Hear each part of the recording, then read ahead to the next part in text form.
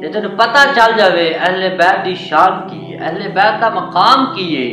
اللہ تبارک و تعالیٰ نے اس آیت دے اندر جتنے سیغے استعمال کیتے نے نا، سارے مضارع استعمال کیتے نے۔ کدی اللہ فرماندا یرید اللہ، کدی یذہبا، کدی یطہرکم۔ اللہ نے مضارع دے سیغے استعمال کیوں کیتے؟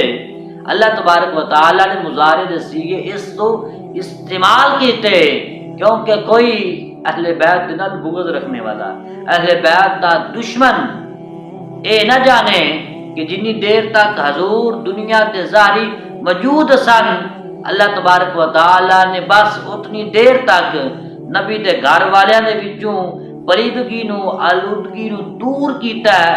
بعد دے اندر اس آیت دا حکم منسوخ ہو گیا، بعد دے اندر یہ جڑا حکم ہے نا یہ ختم ہو گیا۔